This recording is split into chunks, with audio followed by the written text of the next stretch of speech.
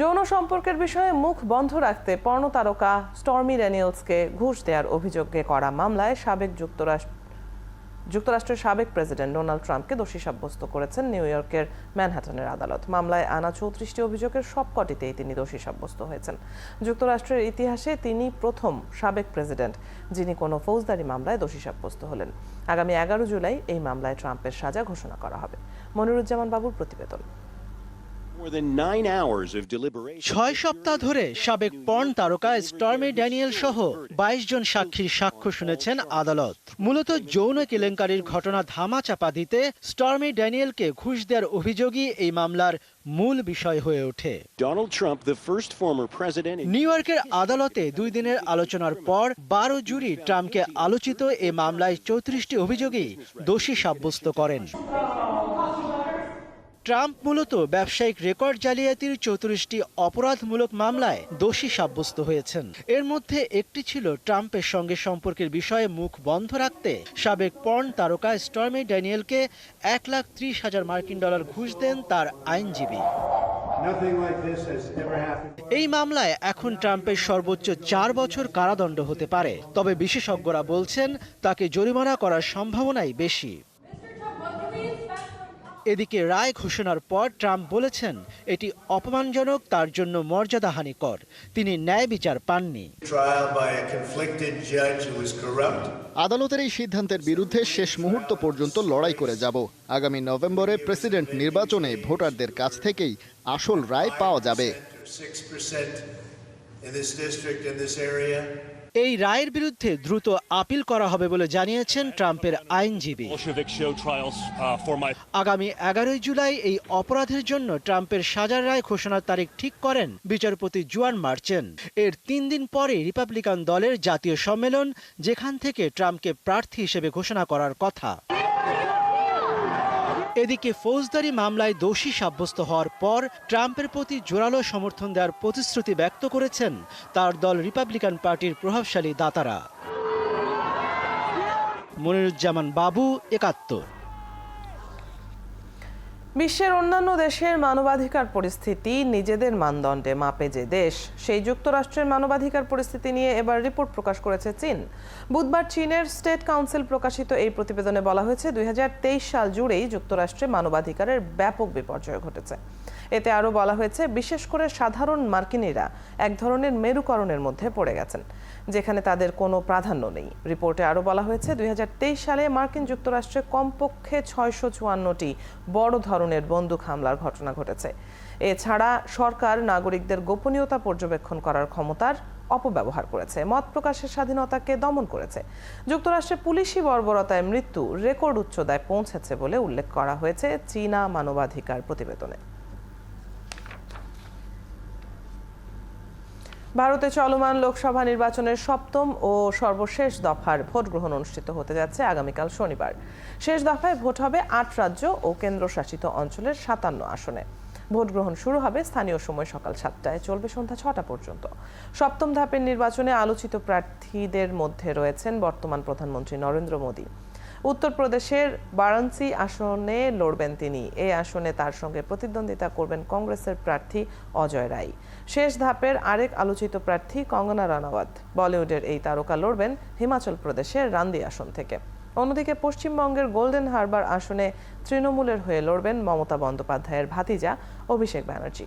এছাড়া হিমাচল প্রদেশের হামিরপুর আসনে বিজেপির হয়ে লড়বেন আলোচিত প্রার্থী ও কেন্দ্রীয় মন্ত্রী অনুরাগ ঠাকুর।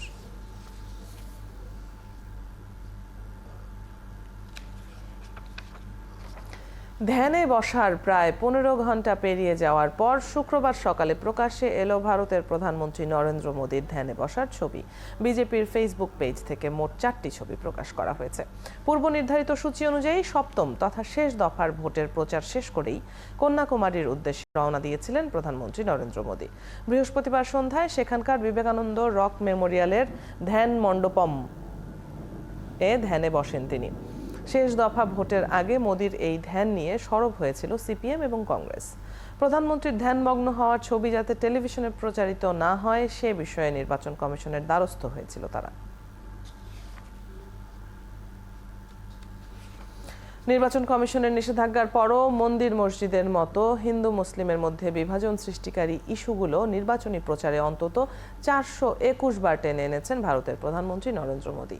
বৃহস্পতিবার এক সংবাদ সম্মেলনে বিরোধী দল কংগ্রেস প্রধান মল্লিকার্জুন খাড়গে এই দাবি করেছেন।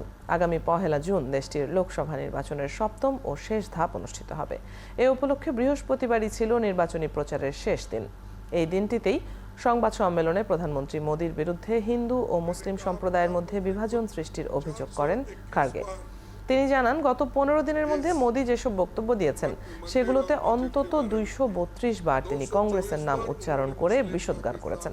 পাশাপাশি আত্মপ্রেমে মগ্ন প্রধানমন্ত্রী নিজের নামটিও মুখে এনেছেন অন্তত 758 বার।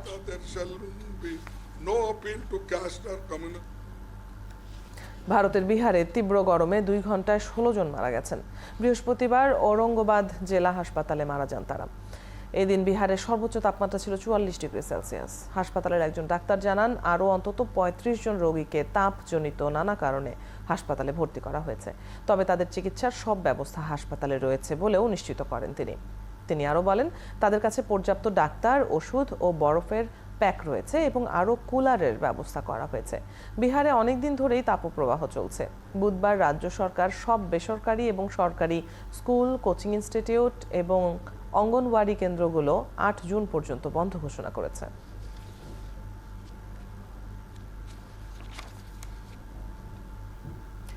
ভারতের জম্মু কাশ্মীরে বাস খাদে পড়ে অন্তত 22 জন নিহত হয়েছে। এই ঘটনায় আহত হয়েছে আরও 57 জন। বৃহস্পতিবার জম্মুর আখনুরে এই দুর্ঘটনা ঘটেছে। স্থানীয় কর্মকর্তারা জানিয়েছেন, বাসটি জম্মুর পুঞ্চ মহাসড়ক থেকে ছিটকে খাদে পড়ে যায়। এই ঘটনায় আহতদের মধ্যে কয়েকজনের অবস্থা আশঙ্কাজনক। ফলে নিহতের সংখ্যা আরও বাড়তে পারে বলে আশঙ্কা করছেন তারা। এদিন বাসটিতে প্রায় 50 জন যাত্রী ছিলেন। তাদের অধিকাংশই উত্তরপ্রদেশ, রাজস্থান এবং হরিয়ানার তীর্থযাত্রী।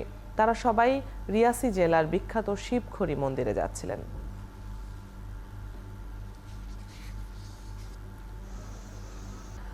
ফিলিস্তিনের অবরুদ্ধ গাজা ভূখণ্ডে একদিনে ইসরায়েলি হামলায় 24 ফিলিস্তিনি নিহত হয়েছেন।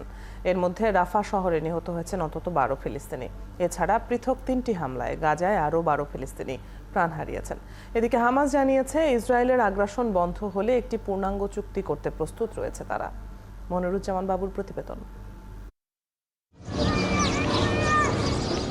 একদিন আগেই গাজা উপত্যকা এবং মিশর সীমান্ত বরাবর একটি বাফার জোনের নিয়ন্ত্রণ নেয়ার কথা জানিয়েছিল ইসরায়েল। এরপরই রাফাতে হামলা চালানো হয়। গাজার পুরো স্থল সীমান্ত নিজেদের নিয়ন্ত্রণে নিয়েছে ইসরায়েলি বাহিনী। বাফার জোন দখলে নিয়ে ইসরায়েলের সামরিক বাহিনী আইডিএফ দাবি করেছে, সেখানে তারা 20টির মতো টানেল খুঁজে পেয়েছে। হামাস এগুলো অস্ত্র চোরাচালানের কাজে ব্যবহার করত। এদিকে গাজার স্বাস্থ্য মন্ত্রণালয় জানিয়েছে, রাফায় নিহত 12 ফিলিস্তিনির সকলেই বেসামরিক নাগরিক। হামলায় আরও অনেকে আহত হয়েছেন। রাফা শহরের কেন্দ্রস্থলে বেসামরিক এক ব্যক্তির মৃতদেহ উদ্ধারের চেষ্টা করার সময় ইসরায়েল এই বিমান হামলা চালায় এবং এতে হতাহতের ঘটনা ঘটে। ফিলিস্তিনের টেলিকমিউনিকেশন কোম্পানি যাওয়া এক বিবৃতিতে জানিয়েছে, রাফা শহরে যোগাযোগ পরিষেবা বন্ধ করে দেওয়া হয়েছে।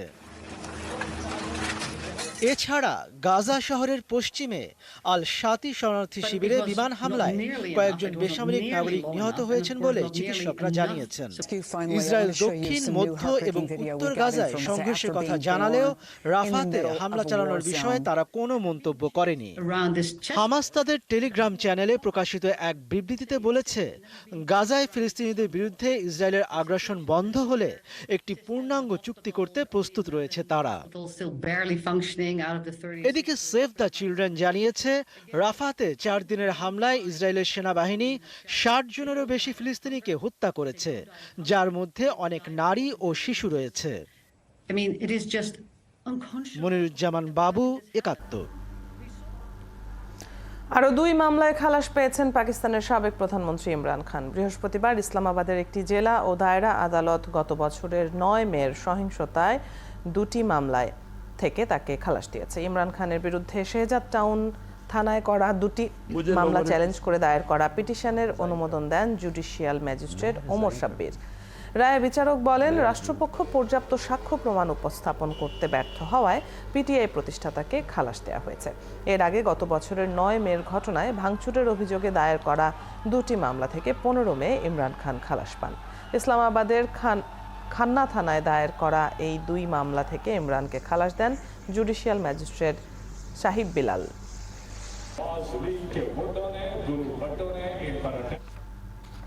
পাকিস্তানে গত ফেব্রুয়ারিতে অনুষ্ঠিত জাতীয় নির্বাচনে সবচেয়ে বড় ডাকাতি বলে মন্তব্য করেছেন কারাবন্দী সাবেক প্রধানমন্ত্রী ইমরান খান। বৃহস্পতিবার আদিয়ালা কারাগার থেকে ভিডিও লিংকের মাধ্যমে সুপ্রিম কোর্টে এসব কথা বলেন তিনি। ইমরান দাবি করেন, তার দলের কাছ থেকে নির্বাচনকে চুরি করা হয়েছে, কারণ 8 ফেব্রুয়ারির নির্বাচন ছিল জনগণের ম্যান্ডেটের সবচেয়ে বড় ডাকাতি। অবশ্য নির্বাচনে কারচুপির অভিযোগ অস্বীকার করে আসছে নির্বাচন কমিশন। ইমরান আরও বলেন, তাকে নির্জন কারাগারে রাখা হয়েছে, তার দল পিটিআই নির্যাতিত হচ্ছে, ব্যাপক মানবাধিকার লঙ্ঘন হয়েছে। আদালত অবশ্য ইমরান খানের মামলাটি সরাসরি সম্প্রচার করার অনুরোধ প্রত্যাখ্যান করেছে। এটি কোনো জনস্বার্থ মামলা নয় বলে উল্লেখ করে আদালত।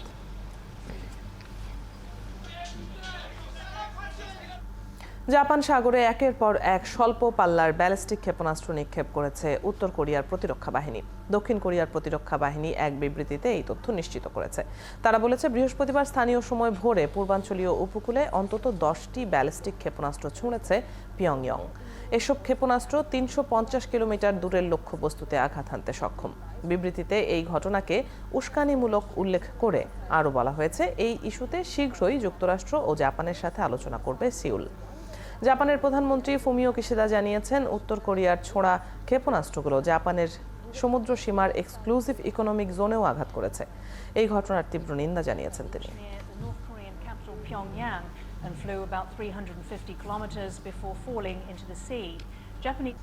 যুক্তরাষ্ট্রের তৈরি অস্ত্র দিয়ে রাশিয়ার অভ্যন্তরে হামলা চালানোর জন্য ইউক্রেনকে অনুমতি দিয়েছেন মার্কিন প্রেসিডেন্ট জো বাইডেন। বার্তা সংস্থা রয়টার্স এক প্রতিবেদনে জানিয়েছে, মার্কিন প্রেসিডেন্ট জো বাইডেন ইউক্রেনকে রাশিয়ার লক্ষ্যবস্তুতে হামলার জন্য আমেরিকান সরবরাহকৃত অস্ত্র ব্যবহার করার অনুমতি দিয়েছে। তবে এই অনুমতি শুধুমাত্র খার্কিভ অঞ্চলের কাছাকাছি অবস্থিত রুশ ভূখণ্ডে হামলার জন্য। একজন মার্কিন কর্মকর্তা বলেছেন, ইউক্রেন যেন পাল্টা হামলায় মার্কিন অস্ত্র ব্যবহার করতে সক্ষম হয় তা নিশ্চিত করার জন্য তার দলকে নির্দেশ দেওয়া হয়েছে।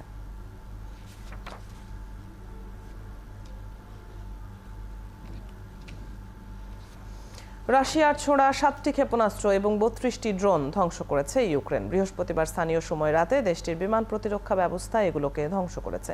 ইউক্রেনের বিমান বাহিনীর কমান্ডার এক টেলিগ্রাম বার্তায় বলেন, রাশিয়া মোট 51টি ক্ষেপণাস্ত্র ও ড্রোন নিক্ষেপ করেছে। ইউক্রেনের সামরিক গুরুত্বপূর্ণ অবকাঠামো লক্ষ্য করে এই ড্রোন ও ক্ষেপণাস্ত্রগুলো নিক্ষেপ করেছে তারা। তবে এ বিষয়ে বিস্তারিত কোনো তথ্য জানায়নি ইউক্রেন। খার্কিভের মেয়র ইহোর তেরেখভ বলেছেন, শহরটির গুরুত্বপূর্ণ স্থাপনায় এই রুশ হামলায় 4 জন আহত হয়েছেন।